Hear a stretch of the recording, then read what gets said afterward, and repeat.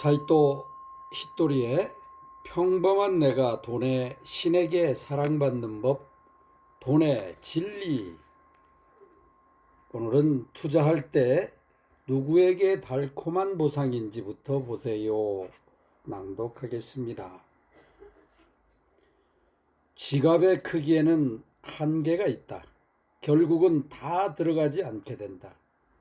그럼 더는 들어가지 않으면 어떻게 하나요? 하는 질문이 나올 텐데, 이때 필요한 것이 바로 지혜다. 돈을 모으는 데는 인내가 필요하지만 이번에는 그 모은 돈을 축내지 않고 늘리기 위한 지혜가 절실히 필요하다. 물론 돈이 없으면 떨어뜨리지 않는다, 잃어버리지 않는다, 도둑맞지 않는다는 산무 상태가 될 테니 떨어뜨리고 잃어버리고 도둑맞을 세 가지 걱정을 할 필요가 없다. 하지만 돈이 있으면 반드시 그 지혜를 시험당하는 상황이 찾아온다. 우선은 달콤한 이야기에 걸려들거나 속지 말아야 한다. 잊지 말아야 할 것은 돈이 있으면 꼭 그 돈을 노리는 사람이 나타난다. 애초에 그럴듯한 이야기에 말려들거나 속는 일 자체는 지혜가 없다는 증거다. 고금리인데다가 안전한 투자처가 있다며 누군가에게 투자를 권유받았다고 생각해보자. 하지만 그 정보가 사실이라면 당신보다 먼저 대형은행이 투자했을 것이다. 하지만 실제로 은행이 투자하지 않은 것은 안전하고 유리한 투자처가 아니라고 판단했기 때문이다. 당신에게 들어온 달콤한 이야기는 대부분 상대에게 달콤한 이야기다. 상대에게 유리한 이야기에 특별히 당신에게까지 찾아온 것이다. 감언이선에 속지 말고 또한 상대에게 필요 이상으로 휘둘리지 않도록 주의해야 한다. 예를 들어 증권회사나 투자회사는 적극적으로 상품의 매매를 권한다. 매매가 이루어질 때마다 수수료가 발생하여 자신들에게는 돈벌이가 되기 때문이다. 따라서 지금이 8대 1라든가 매입할 저류의 찬스예요 하는 식으로 매수나 매매를 부추기는 말에 일일이 솔깃해하지 말고 스스로 팔 때와 살 때를 신중히 판단할 수 있는 지혜를 갖추자. 지혜를 갖춥시다. 스스로 투자하는 방식을 결정할 수 있어야 합니다. 돈은 늘리는 것도 중요하지만 우선은 축내지 않는 것이 중요하다. 주식을 산다면 비상장회사의 주식보다 상장회사의 주식이 실적과 신용면에서 더욱 믿을 만하다. 상장회사는 좀처럼 망하지 않는다. 그만큼 여러 기준과 까다로운 심사를 거쳐 상장한 것이며 많은 회사가 계속해서 거래하고 있는 데다 때는 그만한 신용이 바탕이 있기 때문이다. 게다가 상장되어 있으면 주식 시장이 열려 있을 때는 항상 매매가 가능하다. 즉 필요할 때 언제라도 현금으로 바꿀 수 있다는 뜻이다. 하지만 비상장 회사의 주식이라면 상황이 다르다. 주식 시장이든 환전이나 선물 시장이든 자신이 투자한 돈을 잃지 않으려면 그에 관련한 지식이 있어야 한다. 그래서 경제나 국제정세를 비롯한 다양한 정보에 끊임없이 관심을 두고 많은 내용을 배우게 된다. 그렇게 우리는 투자를 통해 한층 더 배울 기회를 얻는 것이다. 만약 1만 원으로 산 주식 가치가 5천 원으로 떨어졌다고 해도 그 주식을 팔지 않는 한 손해는 보지 않는다. 대개 내려간 것은 올라가고 올라간 것은 내려간다. 그 타이밍을 판단하는 것도 지혜다.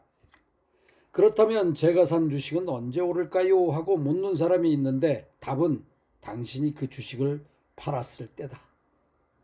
반면에 언제 내려가지요? 라고 한다면 당신이 샀을 때다. 그건 바로 당신이 초보자이기 때문이다. 투자 초보는 주가가 오를 거라는 정보를 은밀히 전해 듣고 주식을 산다. 하지만 당신에게까지 정보가 흘러 들어왔을 때는 이미 그 주식은 오를 대로 올라 있는 경우가 대부분이다. 그러므로 주식 투자를 하려면 처음부터 값이 오를 것을 기대하고 주식을 살 게 아니라 우선은 값이 내려가지 않을 것 같은 주식을 사야 한다.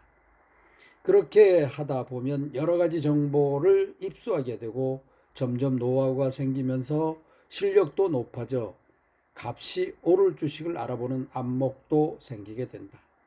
금액이 싼 주식을 보유하고 있는 회사는 실적이 좋지 않으니까 주가가 낮은 것이다. 하지만 그 회사 사람들은 어떻게든 실적을 올리려고 애를 쓴다. 실적이 올라가면 주가도 함께 올라갈 것이다. 그러므로 회사의 주식을 살 때는 힘내 하고 회사를 응원하는 마음으로 사야 한다. 조금 더 나아가 월 20만 원을 주식에 투자한다고 치면 월 20만 원을 내고 세상 돌아가는 이치를 배운다고 마음을 편안하게 먹는 것이 좋다. 투자 신탁이나 투자 회사에 돈의 운용을 모두 맡기는 사람이 많은데 이 방법은 별로 권하고 싶지 않다. 회사에 운영을 모두 맡기면 자신만의 지혜를 익힐 수 없기 때문이다.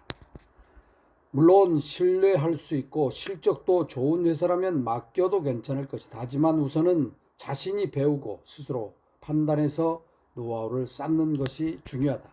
그리고 주식 이야기를 꺼낸 것은 어디까지나 지혜를 쌓기 위한 예일 뿐이다. 여러분에게 주식 거래를 권하는 것이 아니니 만일 당신이 주식을 하겠다면 그때는 반드시 자신의 책임하에 하길 바란다. 당신은 매력적인 투자처인가요? 투자 이야기를 하면 항상 휘토리 씨는 어떤 주식을 사세요 하는 질문이 날아들곤 하는데 나는 지금까지 단 한 번도 주식을 산 적이 없다. 나는 다른 회사에 투자하기보다는 나 자신에게 투자하고 있다.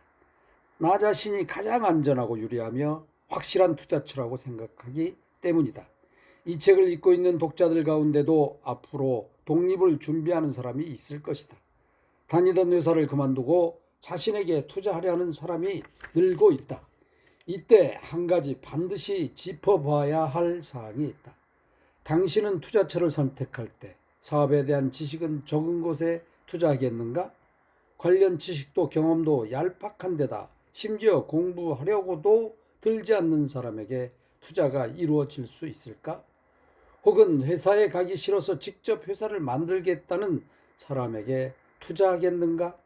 자신이 독립을 계획하고 있다면 주위에서 볼 때 자신이 과연 매력 있는 투자처인가를 반드시 짚어봐야 한다. 직장인도 마찬가지다. 회사는 인재라고 판단하면 헤드헌터에게 돈을 더 지불하고서라도 스카우트해서 영입하려고 한다. 설사 아무리 심한 불황이 닥쳐도 일 잘하는 직원을 해고하지는 않는다. 회사가 도산하는 일이 생기더라도 매력적인 가치를 지니고 있는 사람은 이곳저곳에서 서로 끌어가려고 할 게 분명하다. 그러므로 직장인이든 창업을 준비하는 사람이든 누구나 일을 하면서 나는 매력적인 투자처인가 하고 되돌아보길 바란다. 더구나 독립할 마음이 있다면 이는 더욱 중요한 일이다. 오늘은 금요일입니다. 여러분은 매력적인 투자처인가요? 저는 매력적인 투자처일까? 오늘 생각해 보는 금요일이 되었으면 좋겠습니다. 감사합니다.